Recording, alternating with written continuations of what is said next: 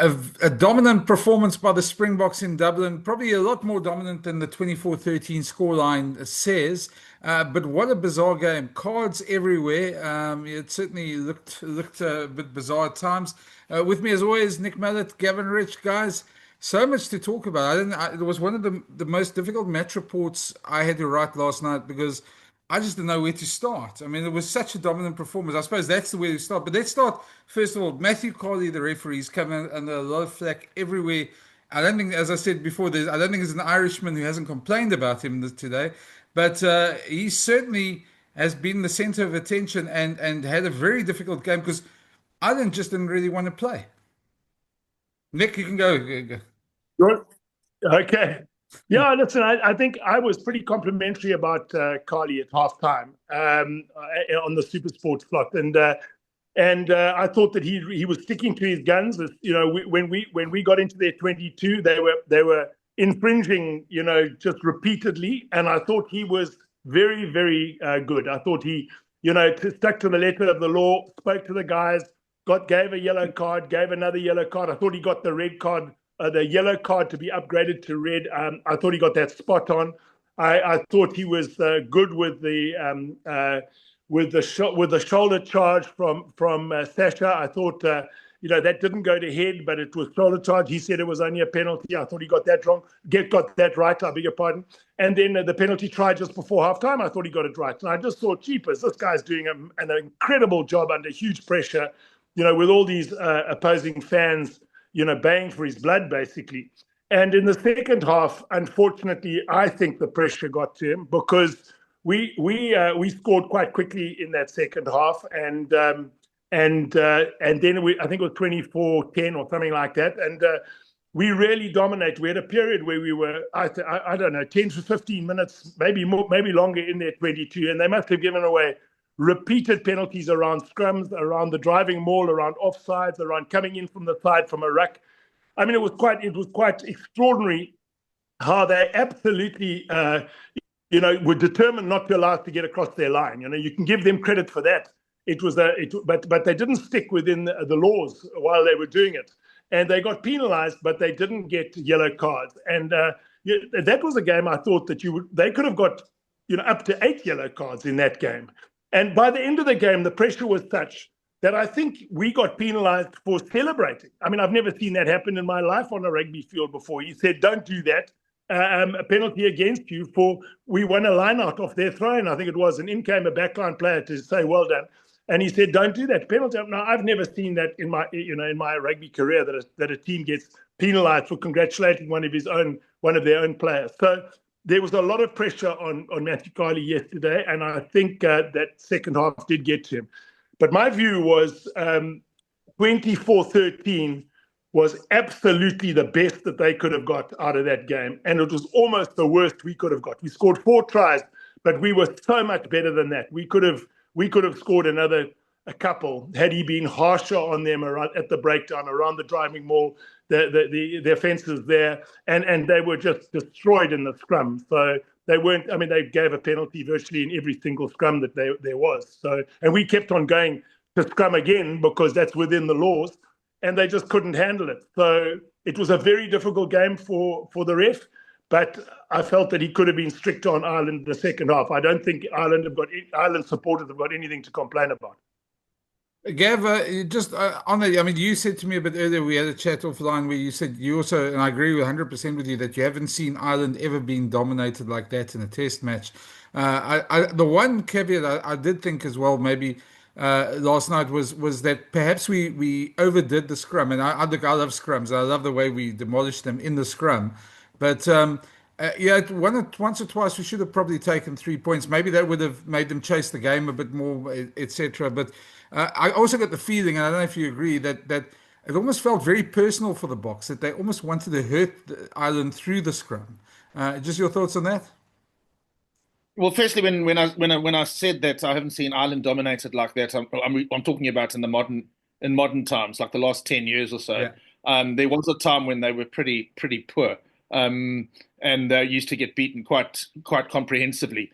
But yeah, look, I don't know. I watched the game at a mate's 60th and in a sort of in a running club, life-saving club actually, and we had the sound. Well, we couldn't really hear properly, so.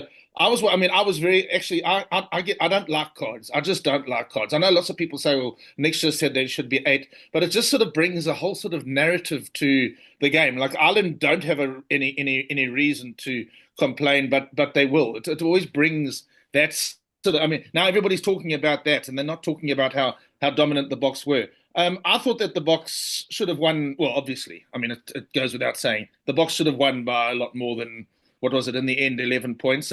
And where I was watching the game, I kept on saying, take the 3 points because Ireland's defence. I agree with Nick that the referee got it wrong and let them get away with a lot of murder. You can't have a lot of murder, but he let them get away with murder.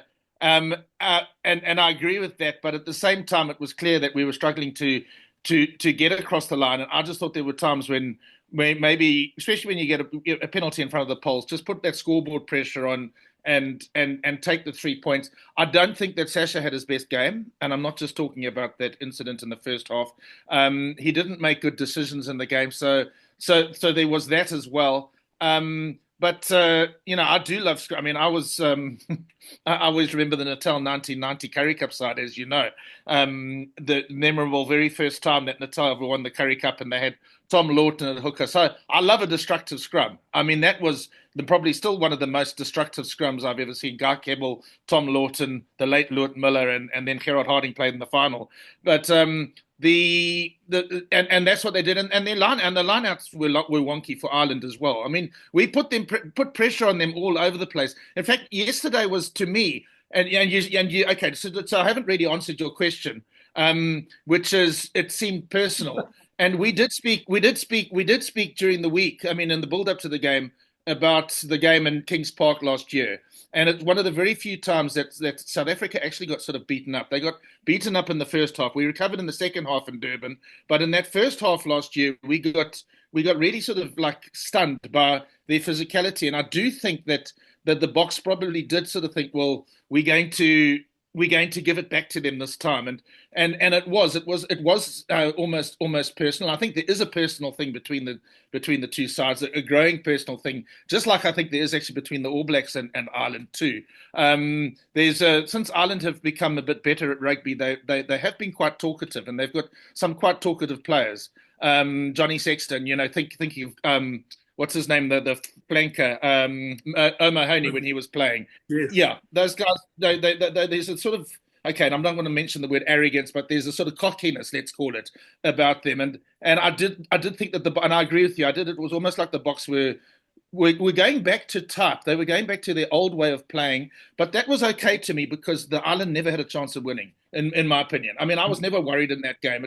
We were just too physically dominant, and we did that old suffocation thing. We suffocated them. As I said, the lineouts, they weren't doing well. They started to get a little bit of ball right at the end of the game, and but I mean, Nick said it was 10 or 15 minutes. It might have been more like 20 or even 25, where we were camped in their half. I mean, they just couldn't get out of the half, and when they did get the ball, they were going backwards. So I thought it was a very dominant Springbok performance, but it was almost like Boks sort of the Boks circa sort of 2019 rather than Boks circa 2025 Nick, can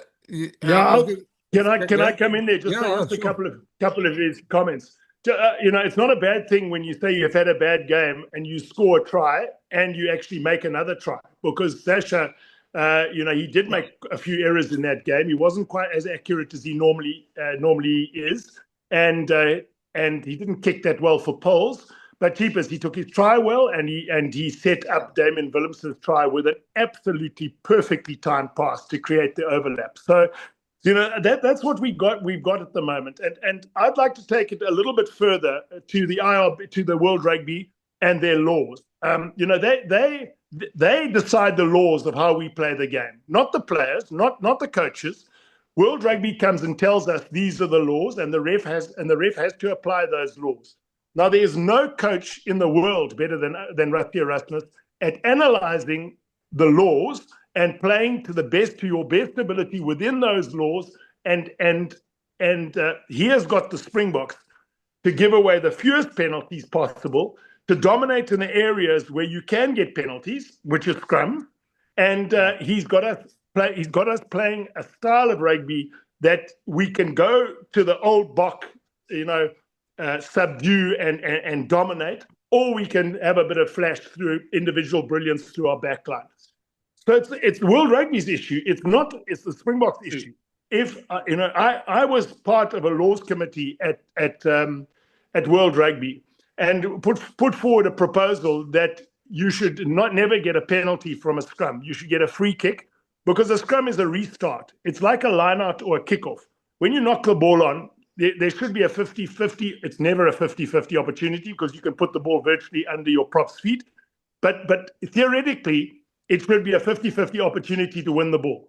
But now what it's turned into is an opportunity to win a penalty with a double shove. Now, if you turn that into a free kick and you couldn't call for a scrum, you just got a free kick, and you had to tap and go, or you could kick it up and under, or you kick for territory, but not out on the full. Otherwise, it'll be a line out back to them or a scrum back to them where you kicked.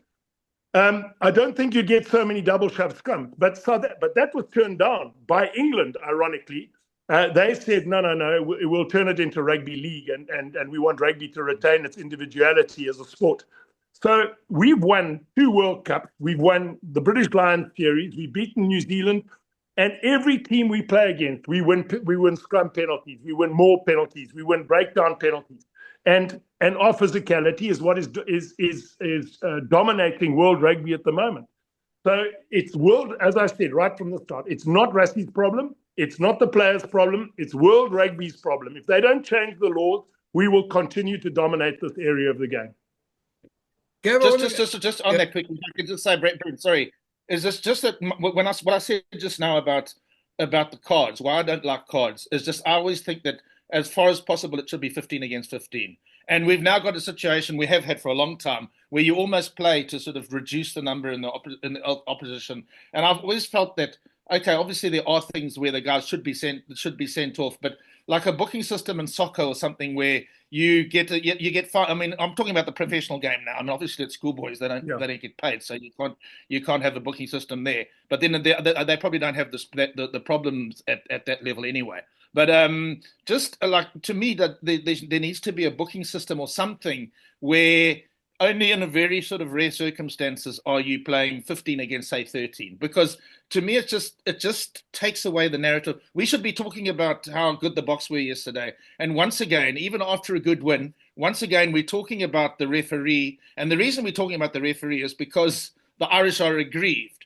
And they will be aggrieved because you always do get aggrieved if the situation. And I sort of think to myself, well, if I was, and Nick is quite right, it is World Rugby's problem. But if I was say a supporter and I was following a team that, let's just say it was Japan, for instance, because I mean the Japan of 2019, and they were brilliant at running rugby, and they came up against a team that was just better than them in the scrums, and then eventually they'd get down to 12 people on the field, because that's what happens. I mean, I mentioned on Friday that I played prop at school. If I was under the same sort of laws then as we are now, I don't think they would have ever had a scrum, because I used to like to stand up in the scrum.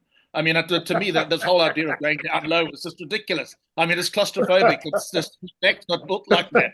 So it's like, and there must be the guys out there who probably just like, I mean, there might be props out there playing professional rugby who give away penalties just about all the time. It's just that is the thing. I mean, I agree with you completely. I mean, the penalty in the scrum has become a major issue. And while as a South African I like it because the Boks win that way, I do understand those who have a concern about the optics, if you know what I'm saying. And then to have guys sent off because they can't scrum. I mean, I would have loved that at school because I mean, sometimes if you're not enjoying scrumming, it's actually nice to be sent off. But you know what I'm saying. So it's just to me, it's just that is a big issue. I mean, that's why I agree with you, Nick, completely. It's the penalties of the scrum are an issue. Yeah, having been with World Rugby and being their laws are to change players' their behaviour, to change a player's behaviour. That when you have the high tackle, the head tackle, tackling low is to change their behaviour, not to get head contact. the red card for tackling a guy in the air has changed behavior. We've changed behavior to that. But there are two teams that I'm going to mention, New Zealand and Ireland, both of whom would rather give a penalty away on their line than allow you to score a try. And New Zealand were, especially in the 2011 to 2015 era, were absolutely remarkably good at this. They got away without getting yellow cards, and they stopped you from scoring by just slowing your ball down enough and getting away just before the ref said, that's a penalty. They were just so good at that professional, clever infringement. I don't want to call it foul, but because it's not fouling, it's actually stopping the opposition from scoring a try by professionally illegal means. And that is exactly what Ireland did yesterday. So cards are there to stop that.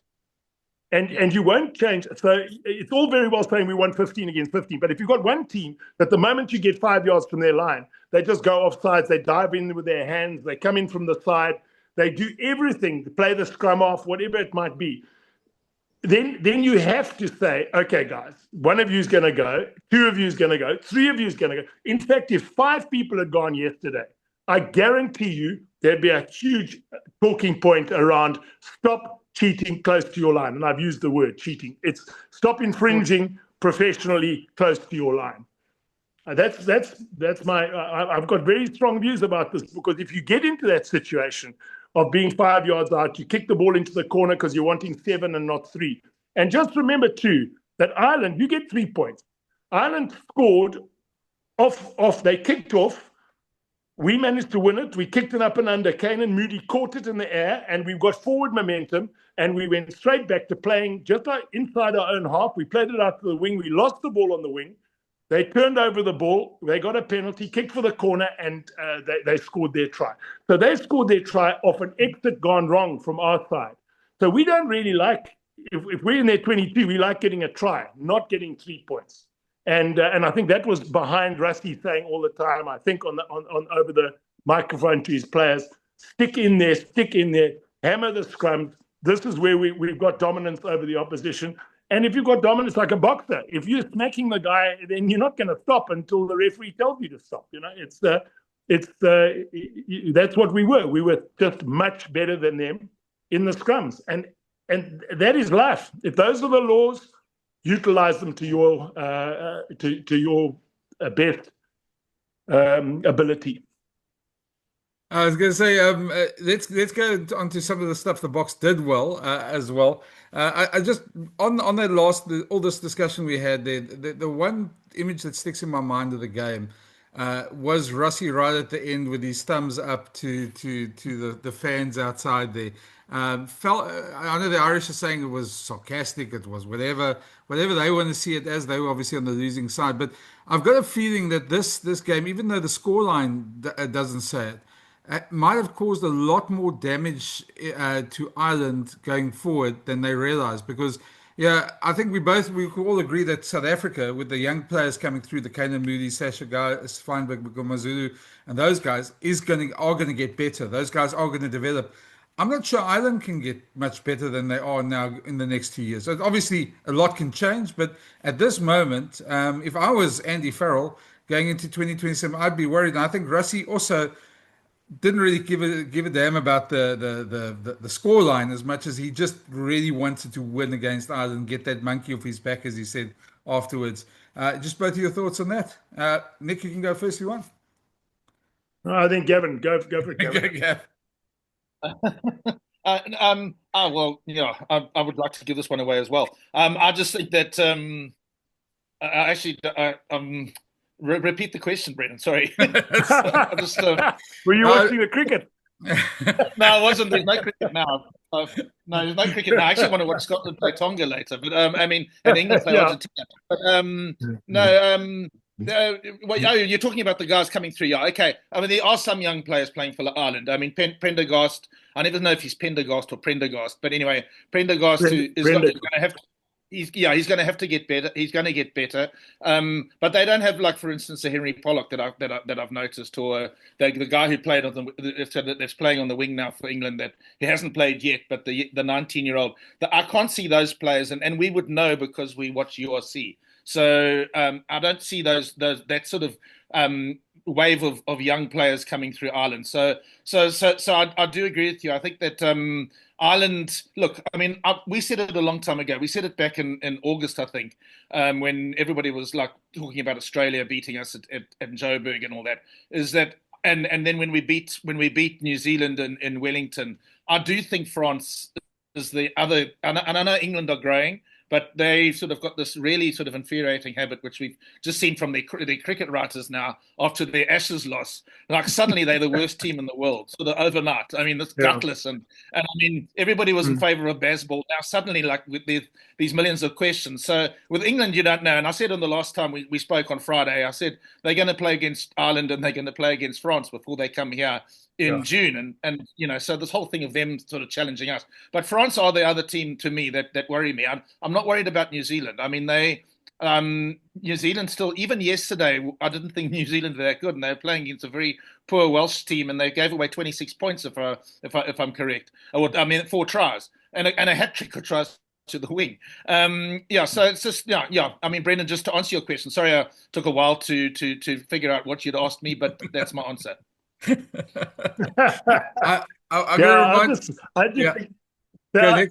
think that Rusty has very good memories of his time at Munster, and it had a huge effect on him as a coach.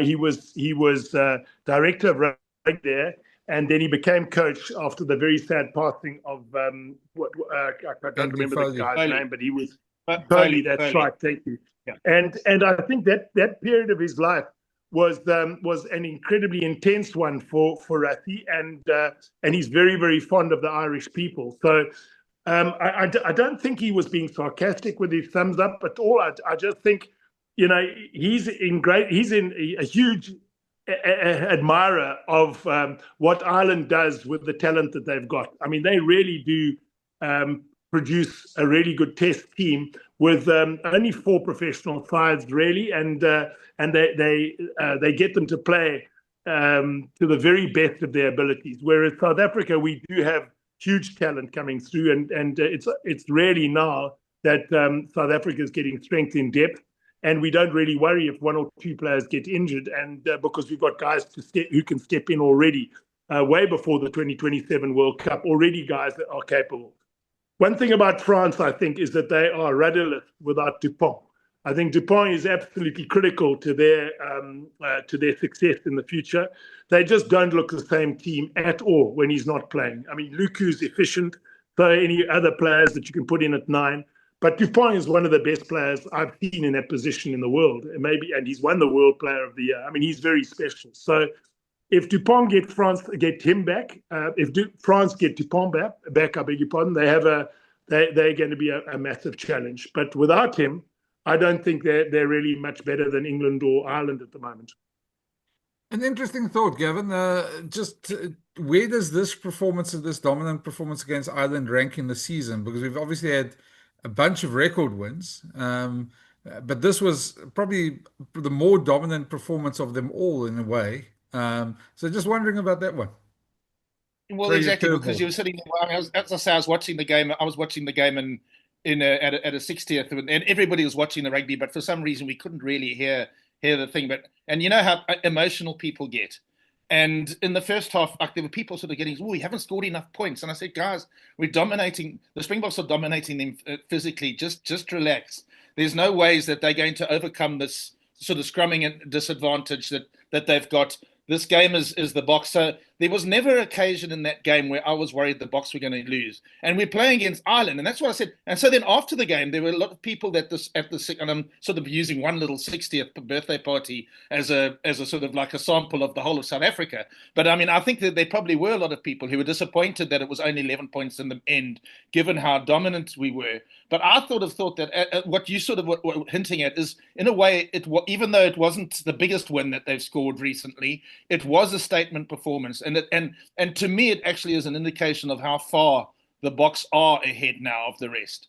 I mean, we're talking about. I said just now, France might challenge us, and I'm saying that based on the depth that they have in their club game coming through over a period of time. and England are bringing some players through now. But it's just like, to me, the Boks have in the last. It's almost like, I almost tempted to start off this podcast today by saying another day, another dollar, another day at the office. The Boks once again win comfortably. They have a gear shift, but they didn't really have a gear shift yesterday. It was the first time in a while that, although there was a gear shift, I mean, they were all over them in the second half. The points didn't come. It's just, to me, is an indication that the Boks, the last couple of games, remember, it all turned around after the Auckland game. Since the Auckland game, the Boks had one game against Argentina where they won by only 2 points, but there were actually 16 points in it going into the last 10 minutes. And there was that, when Nick's mentioned it before, the Cheslin Colby pass that let them in for a try, and it changed the game. But otherwise, the Boks have been dominant against every opponent they've played since Auckland. And they getting, as you say, they're getting better. They're going to get better because they've got guys coming through into the system. And yeah, to me, it's just that, we talk about, I mean, I was watching the New Zealand breakdown show earlier, and they were talking about, and even they were saying, listen, we're sort of talking about number 2 in the world now. Who's number 2? Because there's no debate about who's top. Yeah. I mean, they're demonstrably better. Yeah, to add to that, I mean, on this tour, we've beaten France with 14 men for large periods of the match. We've beaten Italy with 14 men for 60 minutes of that game as well. In this game, we beat a side that was incredibly motivated, and a side too, they're playing at home with the best team they could put on the field at that time. Remember that guys like James Lowe, Bundiaki, Jamison Gibson Park, they're getting into the mid-30s, and time, waits for no man. You unfortunately, it slows you down. So they need to find replacements. And I mean, Lowe was outstanding, I thought, yesterday, and Bundiaki was his aggressive best. But I think those 3 players, as well as Hansen, drag that Ireland side upwards with their competitiveness and their Antipodean intensity, which I think has been a huge benefit to them. And when they stop, I really think it's going to be tricky for Ireland to replace them, not only for their playing ability, but for their mental capacity to motivate the team to great heights. I was going to just add to that, Nick. I was listening to the Irish commentary yesterday during the game, and not SuperSport. And at one point, the commentator said Damien Willemse kicked the ball to Mac Hansen, who is the best fullback in world rugby at the moment. And I almost burst out laughing then. I thought that's quite interesting. But anyway, obviously, the other thing that happened yesterday, which happened sort of almost went under the radar, was Malcolm Marx, and Gavin called it in our last one. And Malcolm Marx winning the World Player of the Year. Hard to argue with that. I mean, I'm a bit sad Ox didn't get it, but hard to argue with Malcolm. He's been a colossus this season. And then the other one, which I'm actually also not quite sad about, Fabian Holland from New Zealand winning the breakthrough player, and he's had an excellent season as well. Really been one of the standout players for the All Blacks as well. Just your thoughts on that? Yeah, if you want to go, Nick or me. Okay. Yeah. Well, let's start with the reason that you're glad that Fabian Holland won. I'm sure we haven't spoken about this, but I'm pretty sure that the reason, is that Pollock didn't win. So. No, actually, Gav, I don't mind. I think Pollock is going to be a generational player. No, we do. Excellent. I think we all. But he will win that. He will win the awards at some point. Yeah, as you said, he hasn't started that often. Whereas Holland has played quite a few games now, so I don't have a problem with that award. And Malcolm Marx, whilst I agreed with you, it would be nice if they gave it to a prop because they are such important players. At least Malcolm Marx is a front ranker, and I don't think they've had a front ranker. I think we mentioned. I think it was 2001. Yeah, 2001. That's a sort of a long time. So it's good that they. I mean, the Glory Boys always get the awards. I don't know how many times Bowden Barrett won it a couple of years ago, and Dan Carter, of course, must have won it. And we've had Skulk, and we've had a couple of flankers, Skulk and Peter Steff, and we had Brian Habana as well. So, and I mean, wings are glory position. I mean, it's they are glory boys.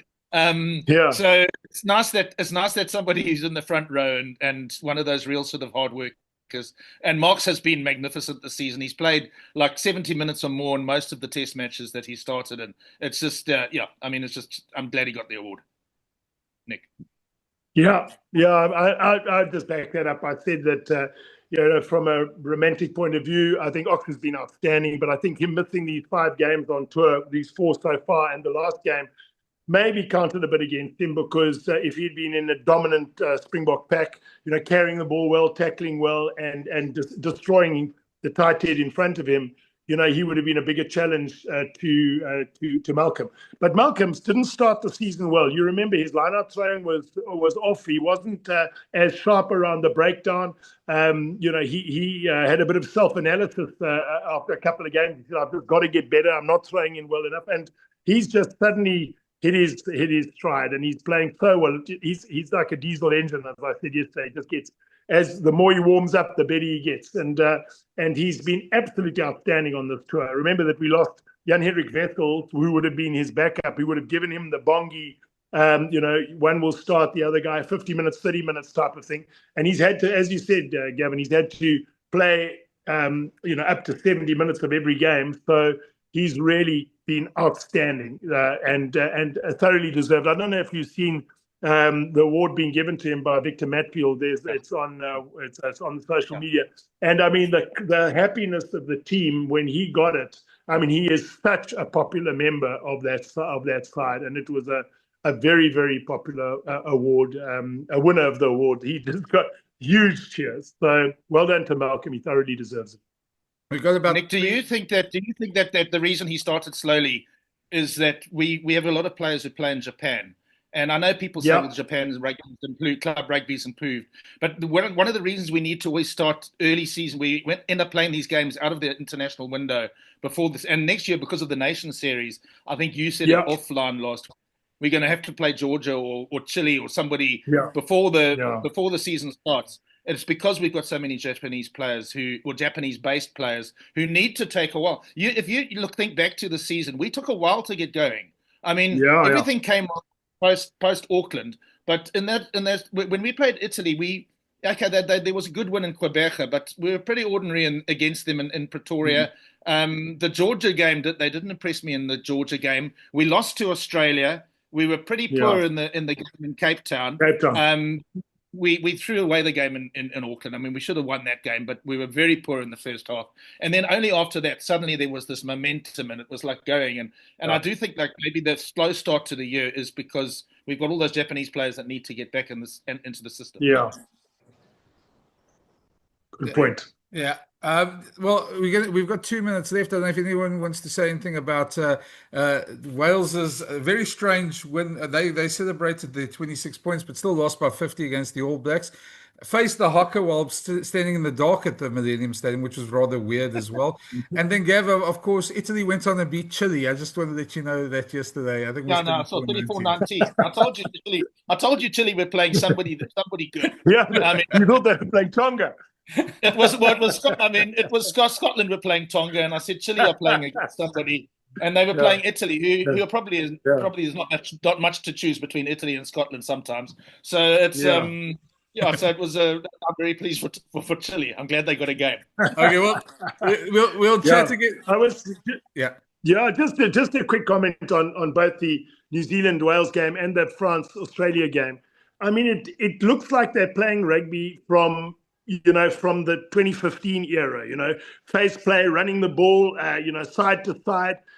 They don't appear to understand what is required under the present laws to win test matches or to win professional rugby games, which is you have to have a good kicking game, you've got to have a good contestable game, you've got to have a great set piece, and you've got to give away very few penalties. So, I mean, I just, when I'm watching the French Australia and watching their defence was unbelievably passive, for New Zealand to allow Wales to score those 4 tries. I mean, it's just they don't look like a team that's going to challenge us in the future. So, I mean, I think those sides have all got problems, and South Africa must just keep on working hard, and we'll stay at number 1 for the whole of next year and going into 2027.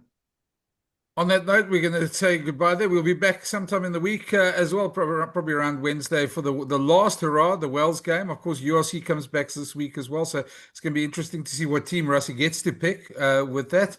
But thanks, guys. It's been wonderful, and enjoy your rest of your Sunday. I know we've hopefully the game's a bit earlier next week. So, Yeah.